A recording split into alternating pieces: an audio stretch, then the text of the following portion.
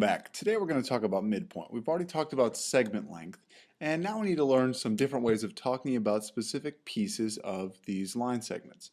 So let's talk about midpoint. It's exactly what it sounds like. Here's a big definition. M of AB, or midpoint of AB, is a point or is the point that bisects or divides the segment into two congruent segments. If M is the midpoint of AB, then AM is equal to MB. So if AB equals 6, then AM equals 3, MB equals 3. Well, if you're like me, that's going to need a little bit of explanation. Let me show you how this works. What we're saying is the bisector cuts it in half into two pieces that are equal. Think like a bicycle. It has two wheels, bisector, two pieces. Now, it says M is the midpoint of AB. So what we're going to do is we're going to draw AB, and this should actually have segment over it. And if this is AB, we're going to call this M, and it's the midpoint. We can show this in a couple of different ways. We can show it by saying the length of AB is 6, and we know that per explanation AM is 3 and MB is 3. How do we show that? We learned about it last time. Remember? We can show it with tick marks. Tick marks say that things are the same size. So we have the same size things going on here. 3 is equal to 3, so the two segments are congruent, ergo tick marks. Now, we can talk about things that generally bisect segments. A segment bisector is something that cuts it in half. So it touches it at the midpoint. It divides the segment at its midpoint into two equal parts. It could be a ray, a segment, or a line. Could look like this. Ray. And we'll call this AB. Once again, we'll call this M.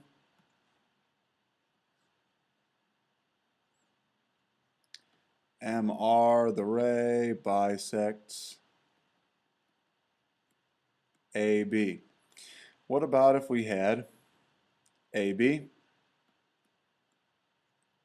and once again the midpoint M, and we wanted a segment to bisect it? I'll make it orange. Could look something like this. Oops, we can't make it M. M already has a letter. Crazy guy. Call it RT. So, RT, the segment, bisects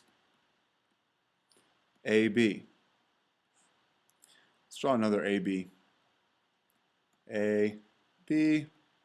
Once again, M is the midpoint, and this time we're going to have a line bisected, and the difference here is that it's going to show that it's going on forever with the arrowheads, and we'll call this L, so line L bisects AB, and these are all segments. Now, that's how it works. What does this do for us? It's really good because if it cuts it in half, that means the two sides are equal. And so watch what we do in example 5. In example 5, we have already said B is the midpoint of AC. So what I can immediately do over here is mark it congruent. Well, what that means is the two sides are equal. See where I'm going with this? And if AB is 5x and BC is 3x plus 4, we could say that because AB is congruent to BC, that means that AC, the measurement, is equal to, oops, did it again, wrong letter. AB is equal to BC. Remember, without the line over the top, we're talking about the length of it. So therefore, I can say 5x equals 3x plus 4. If you've done pre-algebra and algebra, you should see that you can solve this by saying I'm going to combine like terms. I'll subtract 3x from both sides. I don't discriminate. 2x equals 4, so x equals 2. It wants us to find AB, BC, and AC. Well, AB equals 5x, so that's going to be 10. BC is 3x plus 4. It's equal to 10, and therefore AC is equal to 20. Now, does it surprise you that A, B, and BC were both equal to 10? It really shouldn't, because it was the midpoint, so therefore they should be the same. Let's use the midpoint in this one. You try this one on your own. All right? For you. Okay? If you have any questions, bring them to class. Let's slide down this way. Coordinate plane. Plane that's divided into 4 regions by the horizontal line. The x-axis, you've seen this before. X, Y, and the coordinates of points are given as x, comma, y. Right? You've seen this before. This is not new to you. Okay? We are going to do a midpoint formula based on when we stick a segment into the coordinate plane. So here's the big, long explanation of it here. Up here, you'll see we have B and A. Well, basically what this is saying is A has the coordinates x1, y1, some x and some y. Could be anything. Doesn't really particularly matter. B has a different set of coordinates, x2, y2. Here's the part that I'm particularly interested in right here. And if you'll notice, we take the two x coordinates and we divide them by 2. We find the average of them because we're taking the two ends and finding the middle. Just like an average, you get a 50 on a test and 100 on a test. The middle of that will be 75, finding the average. And then we do the same thing with the y coordinates. So the midpoint formula is equal to x1 plus x2 over 2, comma, y1 plus y2 over 2. This formula is going to give us an opportunity to find the midpoint for any set of points. Let's try it. Example 1. Notice we have C and D. Doesn't particularly matter what the coordinates are, but they've given them to us up here. And I like to write out the formula. And you can call it the Midpoint formula. That will help. x1 plus x2 over 2, comma, y1 plus y2 over 2. I'm going to plug and chug. If you're like me, you like to label things. So I'm going to label this x1, x2, just so I don't get confused.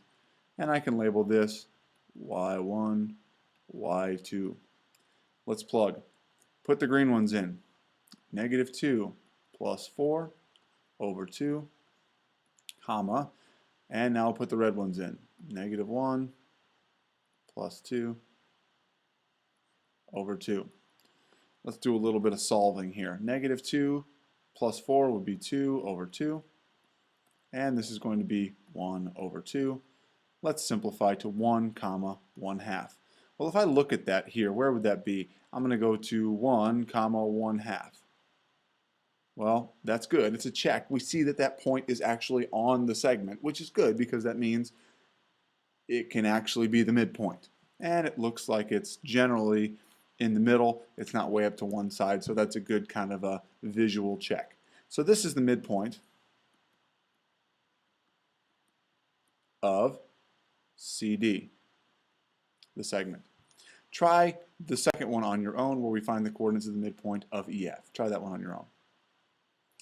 So let's do an example where we have the midpoint and an endpoint, and we want to find the other endpoint. Here's what it's going to look like. We have M as the midpoint of segment AR. And so AR is sitting in the coordinate plane, and we have its midpoint. Well, the midpoint is going to be constructed as 4, negative 3. And if we look at what we've already got, we have A. A is 2, 2. The thing we don't have is R. And so what I'm going to do for R is I'm going to label it x2, y2. Because this x2, y2 is saying it's the second point. We have the first one. We have the midpoint. We don't have the second endpoint. And so it's going to be labeled x2, y2. So if I go to do the midpoint formula, the midpoint equals x1 plus y1, or sorry, x1 plus x2 over 2, comma, y1 plus y2 over 2. And so if I plug in what I know to be true, I know that the midpoint, which is 4, comma, negative 3, is equal to this plus this, the average of them. And so if I plug in x1, which is 2, 2 plus, and then here's x2, which I don't have, I'm going to put that over 2. My second part of my equation then becomes y1, so this is x1, y1, so y1, which is 2 plus y2 over 2, I now have an equation. And basically what my equation is saying is this 4 is equal to this part.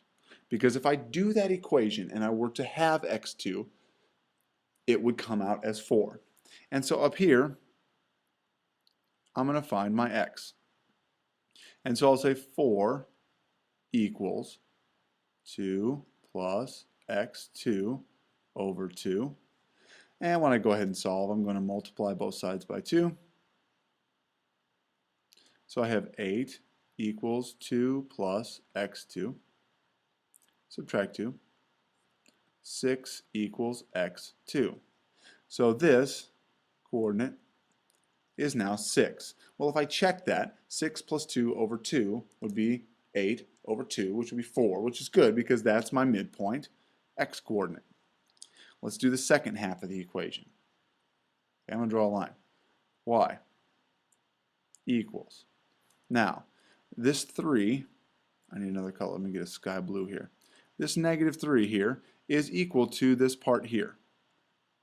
They go together. So y equals negative 3 equals 2 plus y2 over 2. Well, I'm going to go ahead and solve this. I multiply both sides by 2 again. Negative 6 equals 2 plus y2. I subtract 2 from both sides. Negative 8 equals y2. So if I put this in over here, that's going to be negative 8.